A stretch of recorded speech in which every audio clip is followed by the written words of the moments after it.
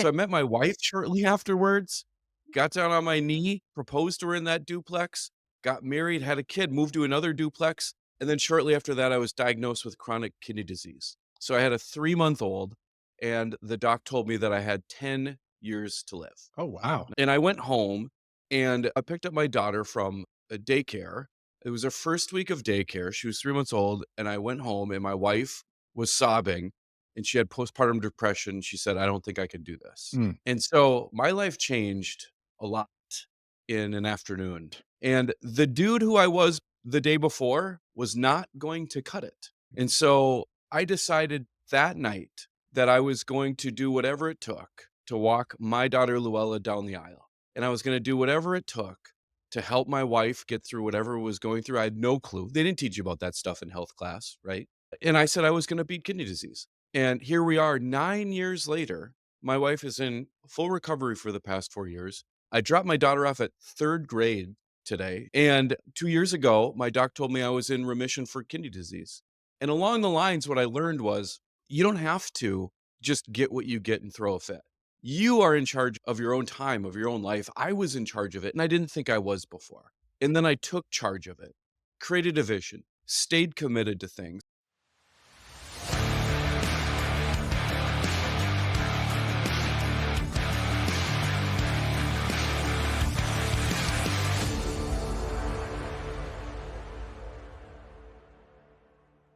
I'm not one to speak in superlatives, but mindset is everything, especially in real estate and entrepreneurship.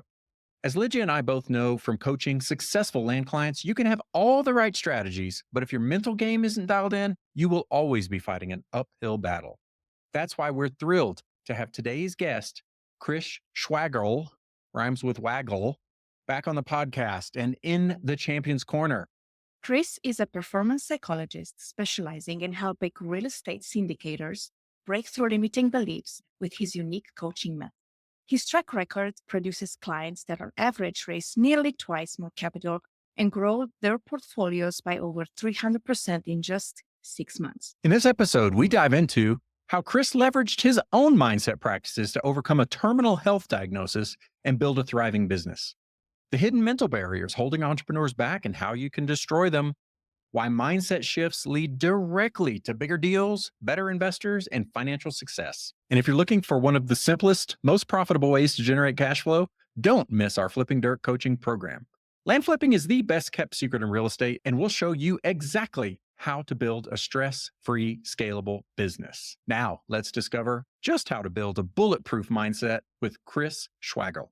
Chris, welcome back to the Cashflow Fight Club podcast. We're excited to have you on and talk all things winter weather in Minneapolis and mindset. Yes, Chris, welcome Yeah, back. Thank you for having me here. I'm a repeat offender. that's right. Yeah, you're one of an elite few that have been repeat guests. We're excited to have you back on. I know since we've last spoken, you have had some life changes, but for anybody who might be tuning in for the first time, why don't you give us a brief background about your journey to where you are? Yeah, thank you, Mike. And thanks, Lygia, for having me again.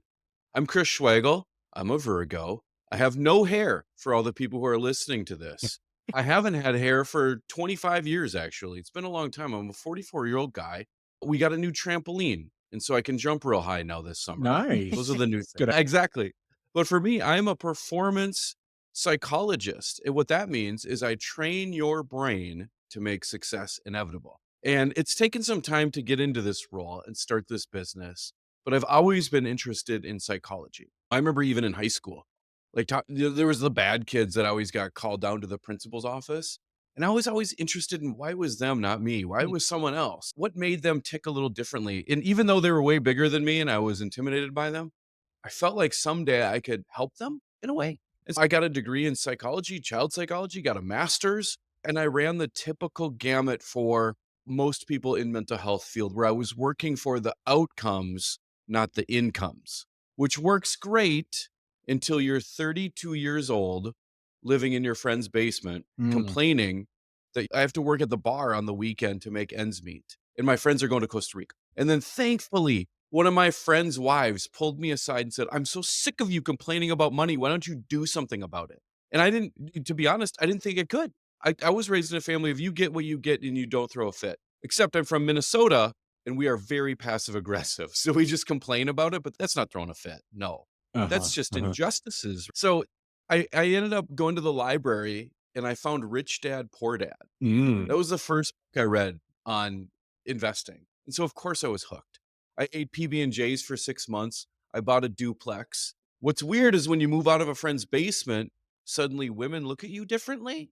So I met my wife shortly afterwards, got down on my knee, proposed to her in that duplex, got married, had a kid, moved to another duplex, and then shortly after that I was diagnosed with chronic kidney disease. So I had a 3-month-old and the doc told me that I had 10 years to live. Oh, wow. And I said, "Oh, goodness. Yeah. What do I do?"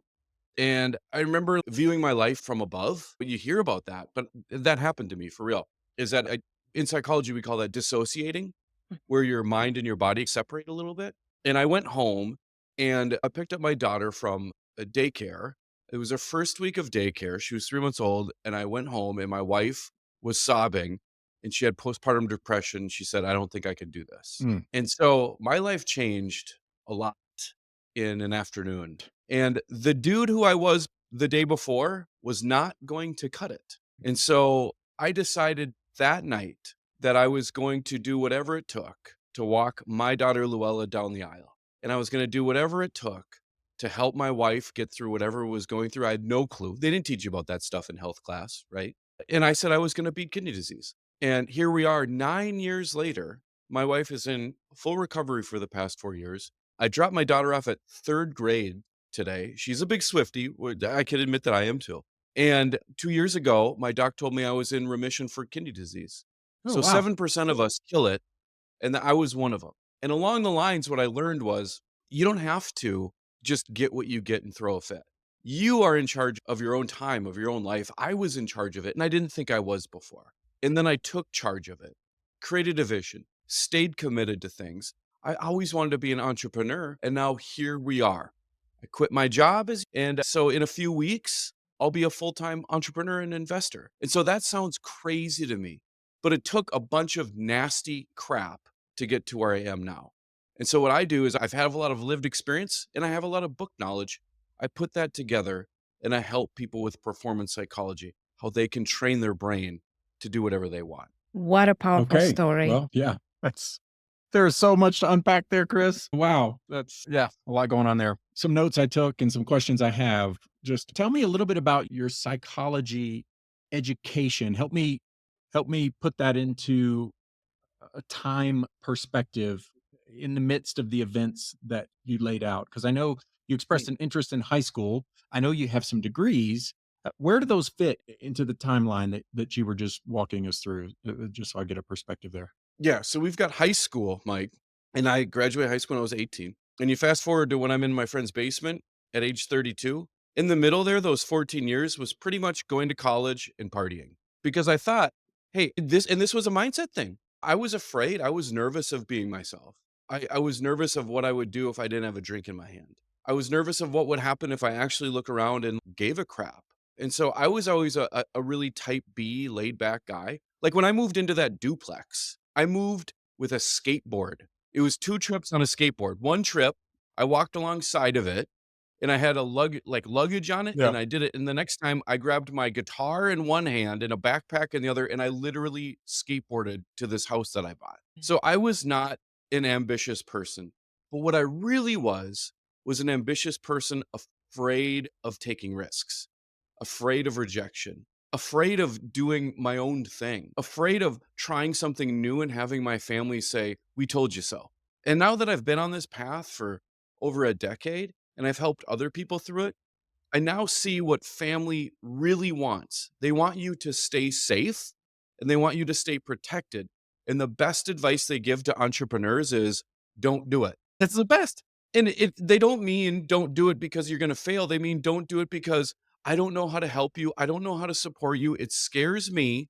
And so the best thing I can say to you is don't do it. It's so that's what I had. That's what I had for those like 14 years with that attitude of don't do it. Just keep going, have fun. I traveled a lot. Life was pretty good. I have great stories, great memories, but I wasn't really going anywhere. And so it took catastrophe, it took tragedy in my life Mm. to say, No, I'm in charge. And this is what I actually want. And I'm going to dare to do it. Has everything fallen into place? No. Those first 5 years when I had kidney disease and was making all my own meals, my own soy sauce and ketchup and everything, and wasn't eating sodium, had to take steroids and my face puffed out and I was angry all the time and I couldn't sleep. That sucked. And meanwhile, I was trying to flip banknotes or flip a house or wholesale or whatever was going to give me no money down, quick $10,000 cash flow each month. None of that stuff worked because I was just forcing it. I was inauthentic. It Right. wasn't what I wanted to do. And so it took me a bunch of overcorrections maybe to find things that actually feel right. Yeah, that's fascinating. Thank you for the vulnerability, but also thanks for putting that in perspective. A couple things stand out to me that you mentioned there. One, the power that I guess we assign to family. And it's not just our families that tell us that story, right? Our minds tell us that story as well because our mind it's trying to protect us fundamentally from doing something that might hurt us down the road. So it's a doubly powerful thing. But these stories that we pick up throughout our lives that are largely driven in by our family environment. There are obviously other aspects in society that frame a mindset, but yeah, those are so powerful. And we talk to many people on this show and just in networking, and I think still the overwhelming percentage of our population goes down a normal path, a Mhm. W-2 career path. And so this entrepreneurship and this entrepreneurial journey it is foreign and scary to a lot of our family members and our friends, and people will frame those things. So it is a super powerful thing. And I know I've seen some of your client stories and testimonials that go through very similar things, right? There are kernels that grow into these large obstacles in our minds that are rooted from somewhere in childhood or early adulthood that just consciously or subconsciously put a barrier in front of us to go after what we feel that we want to do. And so, yeah, it was really interesting to hear your own personal journey being there. And then the second big element that kind of pops out to me is just this, I think you called it catastrophe. And many times I don't know what that is. I reflect on this personally. I can get into that in a bit, but I think sometimes it takes almost that fear of death or something greater than the fear of what you want to motivate you or to boost you or to push you through to actually I mean, for us, it was a layoff and it was a few other life events that lined up such that we felt, or at least that I felt, I don't want to speak for Lydia, but that I felt confident enough to step into entrepreneurship and to do something different than a W-2 corporate career that I felt was safe. Yeah, I think the power of the story in early life and then the spark that it takes to get through that is just a combination that's difficult to do on your own. And yeah, I appreciate you sharing all of that. Yeah, you got it. And for people who are thinking about entrepreneurship, people who are thinking about becoming investors, flipping land, flipping houses, whatever it is that you want to do that's not working for someone else's dream, it's really tough because you're going against the comfort zone of your psychology. We have all sorts of wonderful defense mechanisms, all sorts of wonderful schemas and heuristics that keep us from experiencing big emotions. That's the draw of a W-2 job. Mhm. You don't have to stare into the abyss and say, "Who am I?" You don't have to sweat through 10 sales calls before someone says, "Yeah." Yeah. You don't have to do any cold calling unless that's your job. But, like, the thing is, like, W-2 jobs offer a wonderful thing. They offer defense mechanisms that work. Our brains are meant to keep us safe and Mhm. protected and never changing. So if you're gonna become an entrepreneur, if you're gonna try something new, you're rallying against the 3 main drives of a human, which are validation, recognition, connection, right? Validation is I'm good enough and I'm doing a good job. If you're an entrepreneur, you have to fail a lot. You have to make a lot of mistakes. The second one, recognition. You have to find people who are around you who are going to say, that was a good job or that was a crappy job. That's really hard to do. Mhm. It's a lonely world being an entrepreneur. And so being in the right place, finding people like you guys who are willing to be vulnerable and share like the ups and downs is really important. And the third part is connection. You touched on it with the family stuff. Family is going to say, I don't think this is right for you. And so you have to find those people who can root for you. And I found 3 different types of people in this world if you are an entrepreneur. One is family. They don't want you to fail, but they want you to succeed. So they don't want you to have to wear a helmet, but they want you to ride a bike, right? Even though I like to mountain bike. We take some gnarly falls sometimes. I still have a bruise from last summer, Yeah. right? And it's awesome. And that's how I learn. That's how I learn. I have to stay focused all the way through the parking lot. And so those people we need to love in our lives and share things about, but not go to for advice on Mhm. business. And then the second people are going to be people probably from your W-2 jobs. And those are the people who feel threatened by you. When you have success in your business, they now think, what's so special about Mike and Ligia? Why are they doing it when I'm not? They got laid off and they came back. What does that say about me? So they're threatened. So they have to take you down. Those people, you just do arm's length boundaries. Done. They're done. We're grown-ups. We don't need 1,000 friends. We need 5, right? So they're done. And then the third part are people who you can be open with and vulnerable with, and they are open and vulnerable with you, and they still cheer you on and support you. Those are the people you need in your corner as an entrepreneur. And they're going to be new. They're going to be new people. They're not going to be high school friends, college buddies, the people that live next door to you. You have to go out and find those people because they're going to keep you going. Beautiful. Wow. Love all that. I think it's safe to say, and I'll be really curious to know your take on this, but usually entrepreneurs are people that have a certain calling. Not everybody is and wants to be an Mhm. entrepreneur. And Mhm. some people are very happy to stay in their safe zone, but those kind of people have a certain calling. And to your point, there's so many obstacles that really silence those voices, really silence that the voice to step out and find yourself and find what you're passionate about. What kind of tips do you give to people to really follow that inner voice that speaks louder than all these other voices? That's a really good question. And I have to be honest that I don't know the answer to it. I think I'm still trying to figure that out because there's definitely some personality types in there. Like, for instance, my wife is if you take the Myers-Briggs, I think she's an ISTJ. So she wants to have one job and work there for 300 years. Like, loyalty is really important to her. Not me, I don't care at all. I wanna do new stuff every day. I don't want the same thing every single day. I wanna invent, I wanna create, I wanna find problems and solve them. So I think there is some personality. Also, I've got some notes right here.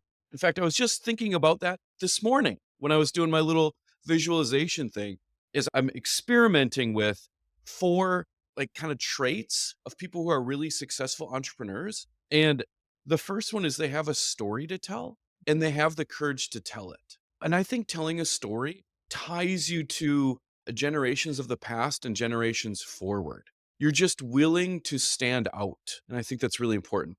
The second thing that I've noticed, and correct me if I'm wrong on all this, because I'm still workshopping this, you guys.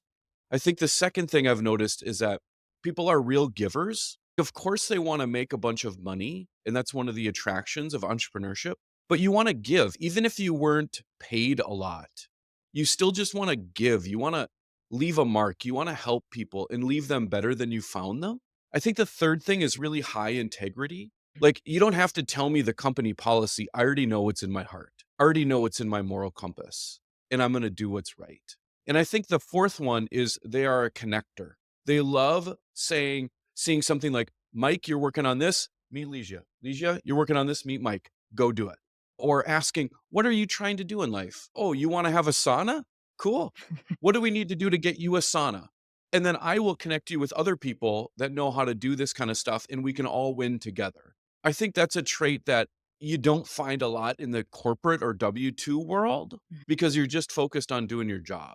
So those are the 4 traits I think that make a really good entrepreneur.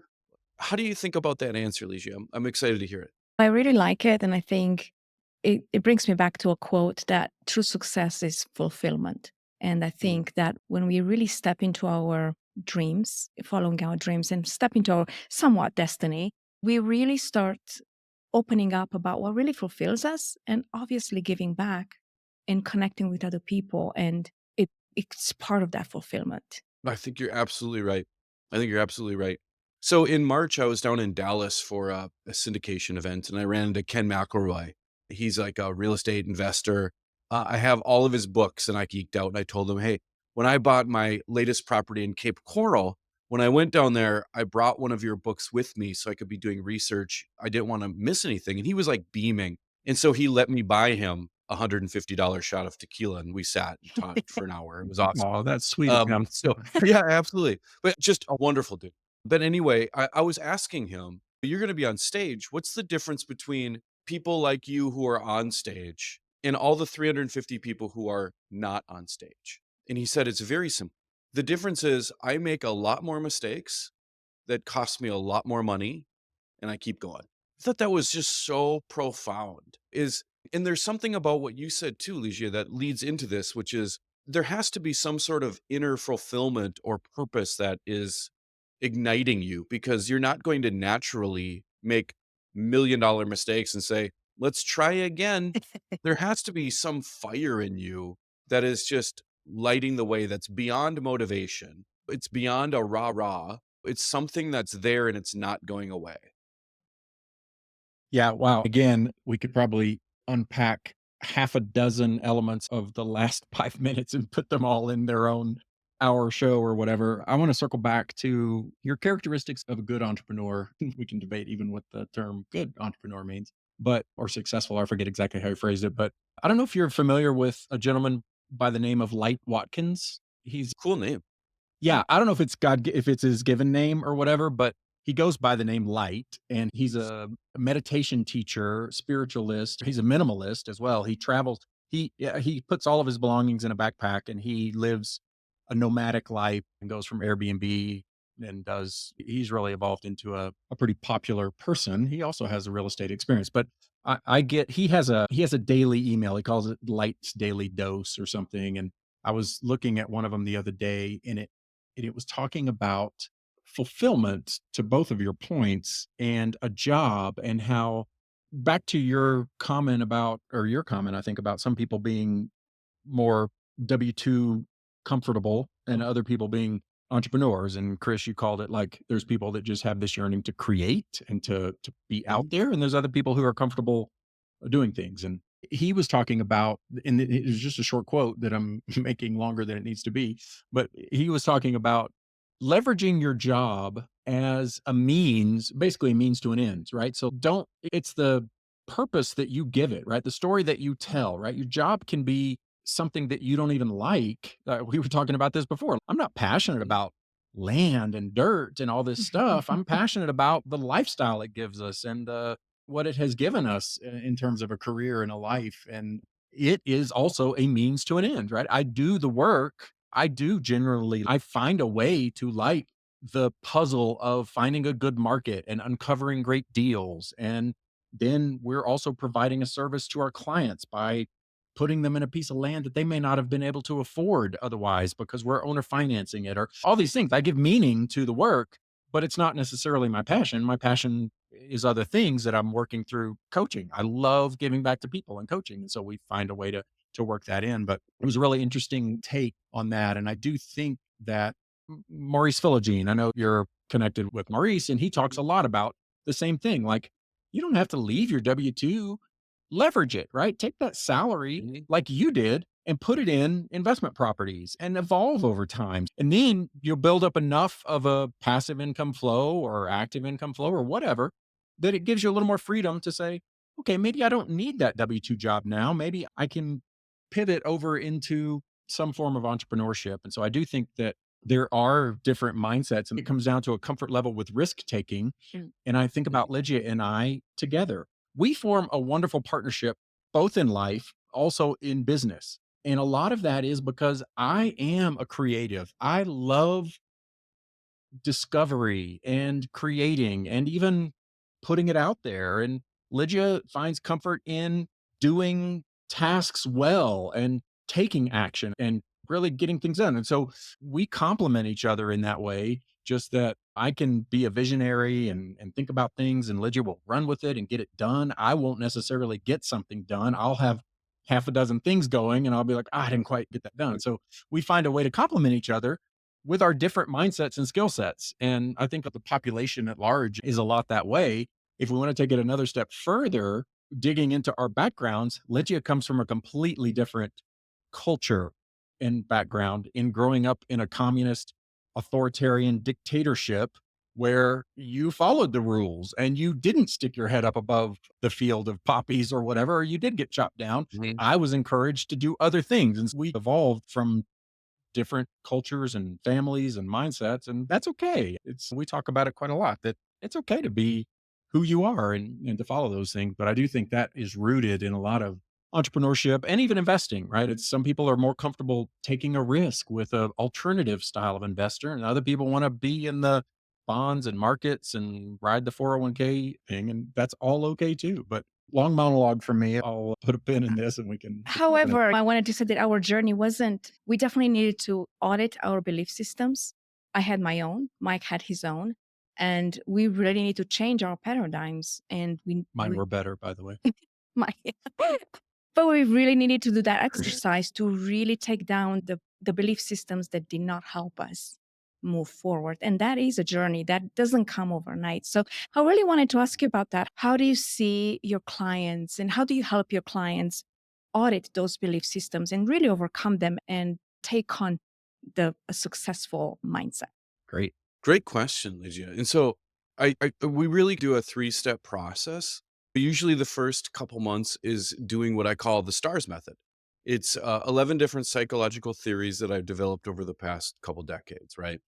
It's finding your limiting beliefs and uprooting them, basically finding the exact roots, the seeds. Mike, you mentioned kernels, the kernels of these, and seeing if you want to keep living that way or change.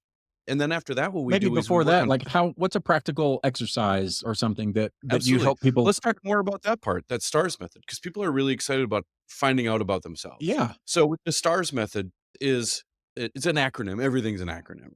So of course, the S is studying your own psychology. The T is tearing apart limiting beliefs. A is asking yourself different questions. R is reimagining your reality.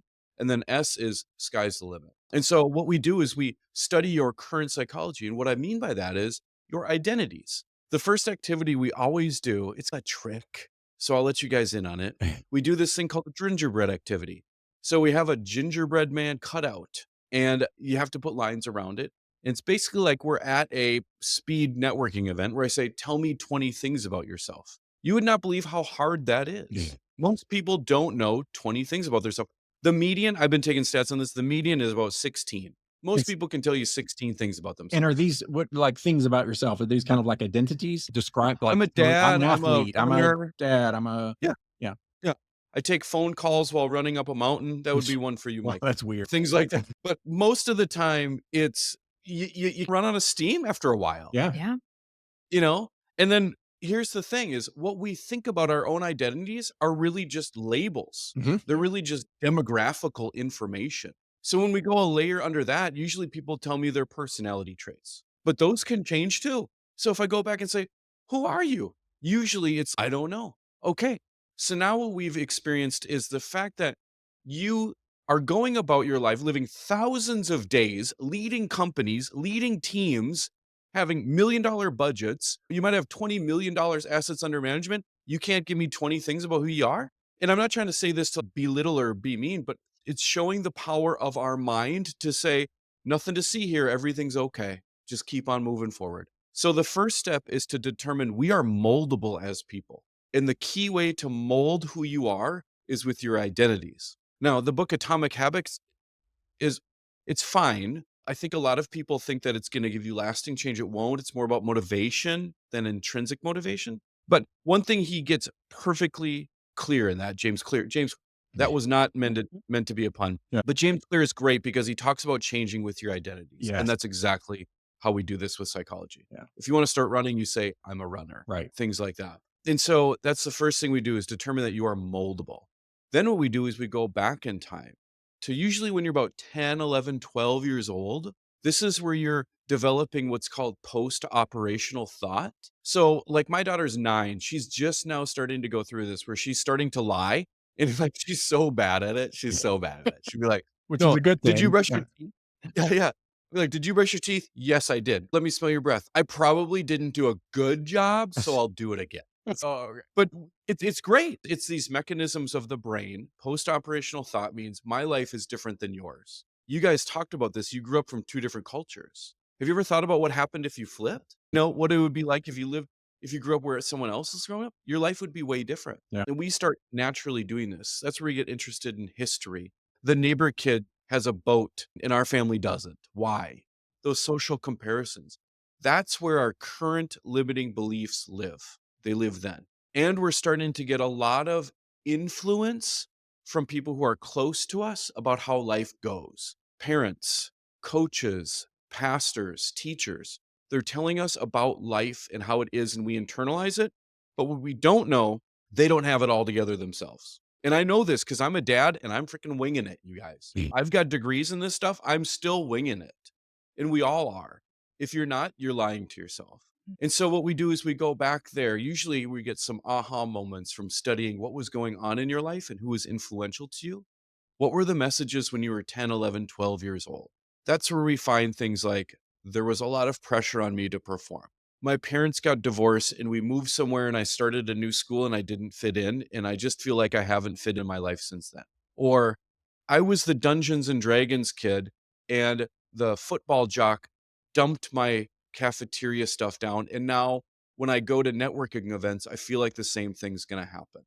We can joke and laugh, but people have tears in their eyes. These are very real and they're raw. And then we keep telling ourselves this thing over and over. And we find all sorts of ways to just put band-aids on it. But when we actually go in reverse and study ourselves, you can find so much more. And then what we do is we fast forward. We talk about your death. We plan your funeral. I just had a breakthrough with a guy last week where he was planning his funeral and he realized the people who are going to be there, oh, his parents, oh, my sister will be there, oh, my aunts and uncle, they're all going to be gone. And then he was like, oh, crap, nobody's going to be at my funeral. And meanwhile, in his head, the narrative he had been telling himself was he's a leader. He's a leader around town. He's the one that people go to for answers. So he joined the, what do you call it? Rotary. He joined the Rotary Club. And he just sent me a text message yesterday that he met someone who wants to invest $26 million in his company. So this is where opportunities happen.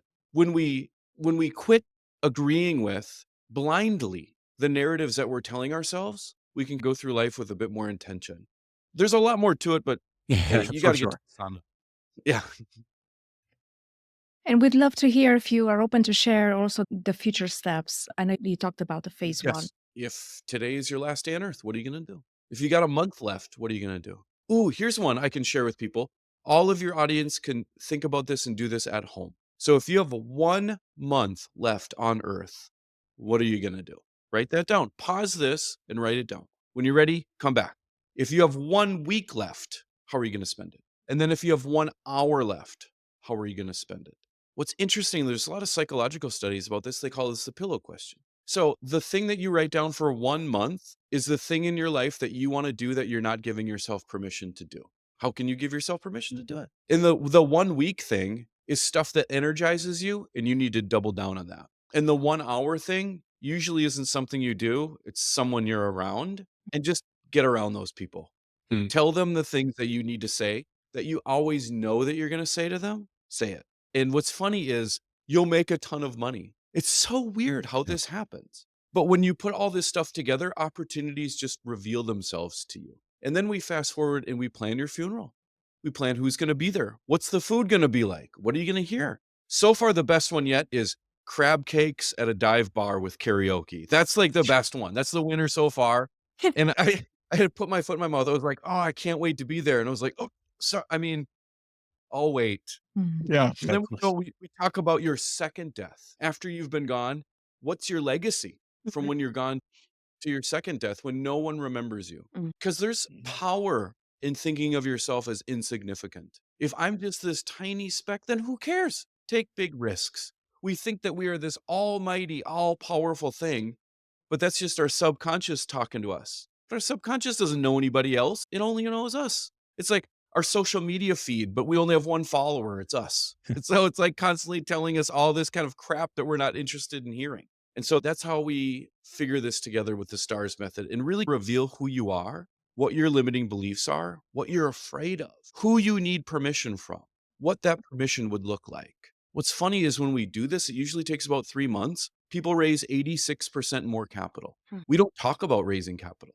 People usually Assets under management is a big thing in real estate. How much money is your portfolio worth? People raise their portfolio 2.7x in these 3 months. Why? We don't talk about real estate. It's because you're just magnetic to the world. You're suddenly open to opportunities. You're what we call vulnerable. And vulnerable doesn't mean ready to be beat up. Vulnerable means you are being yourself, you're open to taking risks, and you are sharing your mistakes. And for some reason, that makes a boatload of money. Yeah, it's powerful. Even in the corporate world, I have always observed that vulnerable leaders are the ones that command more leadership. Right? They have the followers really invest in them because they are human and they're vulnerable. We do a fair amount of coaching in our land business. We coach other people to start their own land business, and it's the cornerstone of our program because when we were going through a coaching program to start up our business, mindset was the biggest thing that we struggled with. The Our coach was able to convey the nuts and bolts of running a land business, do this, do that, get this, whatever. But we were facing mental blocks, right? We were first time entrepreneurs. We each had our own baggage. And for me, it was, I don't want to talk to somebody because I might get rejected. Lydia had her own hangups and all these things. And our coach was, was very robotic and not really checking in with us. And it was just like, just do it. Why are you not doing it? I don't know, whatever. And so we do a lot of that with our coaching program. It's a lot more mindset heavy because, to your point, it's not doing the thing. It's not education in whatever field you're in to a point necessary.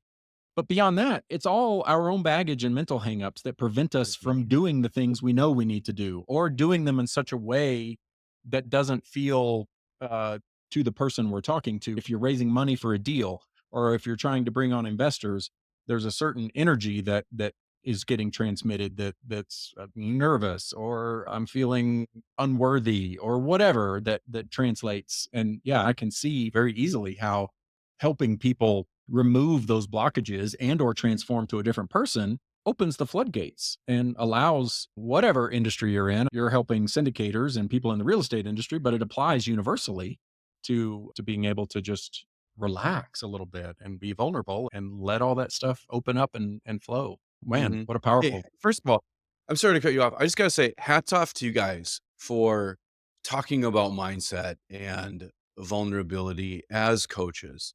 And, because we don't. It's way easier for a coach to say, "This is what you do, do it." Yeah. It takes some inner work on your guys' part to help people in that way. And so, hey, hats off to you because for sure you're gonna find more results and serve your people better.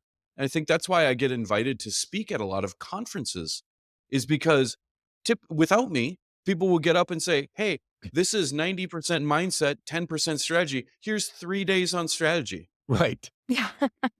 But they throw me up there and they're like, "Oh, here's a bold mindset guy. We got it covered." Another thing that I want to add is we're really hungry as people to be around real people, around Mm, people that are willing to just admit, I'm still winging it. I'm still learning. I'm still on my journey. And what I think about you, Chris, is that what gives you authority to teach other people and really guide is because you've done it. You went through it all. You have applied those principles in your own life. So you have the proof of concept. You know, you can talk about it with passion, but also you're willing to say, I'm still learning. I'm still winging it. I'm still out there. And you are willing to be vulnerable and be open about your missteps if there are missteps. I think that many times people try to have a perfect image out there and talk only about their successes, but very few talk about their failures and how they overcome and what they do in the process.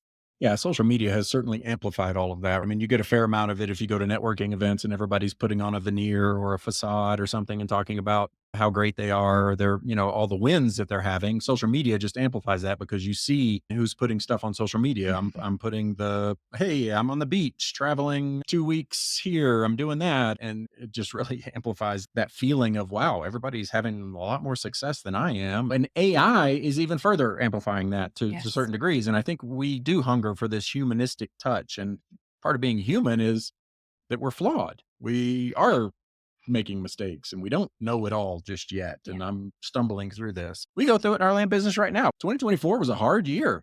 Deals weren't flowing like they were. Mhm. For us personally, we started our land business many years ago. And a lot of what we do is we own or finance for 5, 6 years. We had a peak year like 5 years ago. And this year, all of those notes the contracts are coming to termination. And so we've seen our monthly recurring revenue just go boom, boom, boom, boom, Yeah. boom. And we're like, holy shit, what are we doing here? We got to get back on it. All these doubts and fears, and we're starting a coaching business. You're same as you go through all these, you mentioned going through different exploratory calls or lead generation calls. And yeah, you go through a dozen and you don't get a taker and you're like, Christ, what am I doing wrong here? And it's just, yeah, we all stumble through this, but then we get on social media and we want to say, I'm rocking it. It's things are all good. And Hang in there. yeah, yeah. Yeah, I totally know what you mean, and all of that resonates with me. I even had the thought that I was talking to my wife like 2 months ago. I was like, "I can't believe you're letting me quit my job."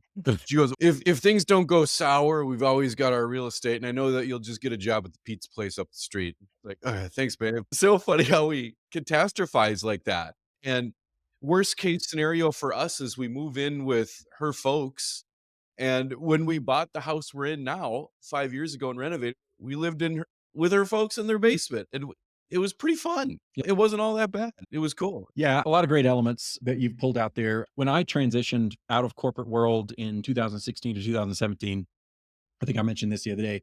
I hired a life coach to help me figure out what I really wanted to do. And part of that was values, like identifying core values and then charting a course. And fundamental to me is coaching others. Like part of my corporate career that I just loved was coaching and mentoring people in the organization to my own expense. Like I would lift people up and not be promoting myself. And that just was rewarding for me. And so I went through life coaching, career coaching type certifications. And so I think that's why I bring a lot of that into our coaching business today because it just really fulfills me. I like doing it. But part of that exercise was an end of life framing, right? And Lidge and I go through these exercises as well, where we look at, okay, what is the funeral like? Or what if you turn around at the end of your life, you're on the rocking chair, some people call it. What are those legacies? And I love that you do that, and even framing it from a time bound perspective, because a lot of people will say, if this is your last day, what would you do? Okay, what you would do on your last day is not necessarily responsible of what you would do in your, because I'm not worried about having a career and bringing money and all this stuff, right? I'm going to go do some crazy thing and all of that, but Yeah, I'm gonna eat an entire DQ cake. yeah, so that's not, but putting it in, and it was, you were faced with it. And as you mentioned it at the beginning of the podcast, Lidgy and I attended Unleash the Power Within, Tony Robbins event a couple years ago. One of the speakers was a guy named Joseph McClendon III. And he, I think, is 70 something years old and he's like just ripped. But he had this powerful session where he talked about his grandmother. Or it was his mother or grandmother, but she was in the hospital and the doctor, she had like cancer or something. The doctor wanted to tell her, hey, you have 6 months to live. And he said, no, you will not tell her. You will not put that thought in her mind that she only Mhm. has a certain amount of time to live. You don't know how long she has to live. Who are you to even tell her how long she's going to have to live? And so they fought for days about whether or not he was going to allow the doctor was insistent. It's my responsibility. I need to tell her. And he was like, no. And same kind of a thing. His mother or grandmother went on to live a longer life. But having that memento mori, right, as Ryan Holiday and the Stoics say, we are going to die. We don't know if it's today or if it's in 50 years, but the fact of the matter is we will perish. And that should give us some reverence for life, as well as you mentioned, it should give us the okay to take big swings and chances. And all of those things come into play. I love the way that you frame it that way in your program because it is super, super powerful. Yeah, if you have the guts to ask yourself the questions that we try very hard to never even come close to asking, you're gonna get something out of that. You're gonna be a changed person. You're gonna get something new, which is pretty exciting. And when I was first diagnosed with kidney disease, maybe like 2 years after or whatever, I studied this book with my therapist. We spent 2 years studying this book called The Denial of Death, and it Wow. was a psychodynamic psychology book, not light reading. Don't read it. Don't write it down. It's he's talking about Freudian versus Adlerian stuff, but it's basically like talking about we are of two different people, right? We have creatureliness, and he's talking about like we poop, pee, we eat, like we have all these life functions, and then we have we our humanness. We look pretty, we put on makeup, we wear a suit, we wear a tie, we present ourselves certain ways, we try to smell good. And that at one point, you're going to be just a creature. You're going to be just a creature. So all this humanness what's it for? And it's really to impress other people. But when it comes down to it, like, you have to make that creature part of you a bigger part of what's going on. And for some reason, that book really spoke to me at that time. And I was Mhm. like, yeah, why am I trying to keep this facade together? Yeah. Yeah. Like, I'm dying. I'm eating oatmeal 3 days a week. I'm raising a 2-year-old. I have no idea what I'm doing. Like, the facade is gone. Mhm. Who am I joking? Let's just start to be real here and let's move on. And so that was the gift of a terminal illness for me is I had to look at that. And so now I guess people pay me to also walk them through those steps. And I don't know how it happens. Like, it's still voodoo. I got a text from one of my clients last week and she was like, I don't know how you do this voodoo crap. I forget that it was like 60 seconds after we got off our session. She's like, I got my first investor. I don't know how this voodoo crap, and I was like, that wasn't me. Yeah. Like, you put in work on that. But opportunities just present themselves when you are totally whole and complete. Love Yeah, it's that. beautiful. And sometimes we don't have to know how things work, right? We can just, I don't have to know how the electricity in the house works. I just flip the light switch on and I trust that the lights are going to come on. So it's a powerful thing there. Chris, we got to land this plane here to close this out. We like to finish our episodes with gratitude. So Religion, I'm certainly grateful for you coming on the show again. You have such wisdom. I could talk to you for days, I think. And in fact, we should maybe think about arranging something like that, a little workshop or retreat. Love to do it. It's powerful. But give us a person or two or five or whatever that you'd like to give some special gratitude to. And then after that, just for those that are compelled, interested, intrigued to hear more, contact you, get in touch. What are the best ways to get in touch with you? Yeah, my gratitude journal, it's funny. I always write 3 things in the morning every day, and I've been doing this since for 9 years. And so when you have thousands of entries, they start to get ridiculous. This morning, I wrote that I'm thankful that we have an air mattress so that, like, Okay. guests can come and stay. Nice. And then they stay in our room, and then I sleep on the air mattress, my wife and I do, and it's like a pretty nice air mattress. So silly. And I was grateful for, like, my wife's friend coming in, and her daughter is 17. They were viewing the University of Minnesota here. And so my daughter got to study a teenager and Oh, what she did. yeah. And so I'm gonna give a shout out to Luella, my daughter, and Kelly, my wife. We went Wednesday night was last night, and that's family fun night in the Schwagerl household. And so we went out roller skating last night, and we had so much fun roller skating. Like, when was the last time you went roller skating? And it was a blast. And so I'm just so thankful to those gals for letting me be me and keeping me silly, because that's like my one thing. When I lose my silliness, I'm not me, and I get angry, and then I get black and white thinking, and things Yeah. don't go well around here. And thank you. If you want to reach me, I'm pretty active on LinkedIn, so you can find me most days on LinkedIn. And I've got a new quiz for people. So if you want to find your primary limiting belief, you can take a quiz, and I'll share that. Do you mind sharing that in Yeah, the for notes sure. here? No, we'll put all this in the show notes. Awesome. Definitely. I'll get that to you because it's fun to figure out what it is. And so far, what I've heard from every single person who's taken it, maybe 30 people or whatever, is I didn't see that coming. But then the resource that they got afterwards, they were like, that was really helpful. So maybe I don't know myself as well as I do.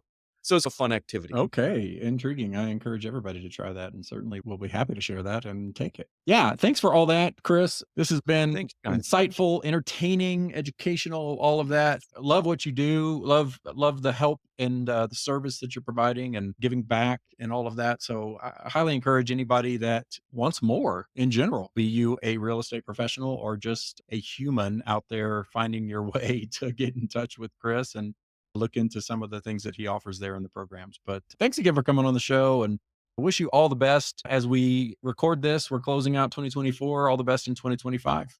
Yes. Yeah, thanks so much. And congratulations on the book. Way to go. That's Thank huge, you so man. That's much. Yeah. awesome. I actually ordered 5. 2 for people who I know in my family, and then 3 that I'll give to the local RIA because there's people there who are Oh, I see. I certainly into appreciate that. that. Really appreciate it. And the shout out. But all the best, my friend. And we definitely wish Yeah, you you all the too. success with your transition. Oh, thank you so much, Ligia. Yeah, thank you. You guys are wonderful. It's All so right. great to know you. I'm very grateful for you having me. Likewise, we'll have to connect in person here. Maybe that's a priority in 2025. Love it. Great. Take care. See ya. For those of you joining us today, we hope you enjoyed this time in the Champions Corner as much as we did. Got some awesome takeaways, and most importantly, will take action to continue living your best life and maximizing your potential. Mindset is such an important aspect of life, and when coupled with action, delivers undeniably powerful results.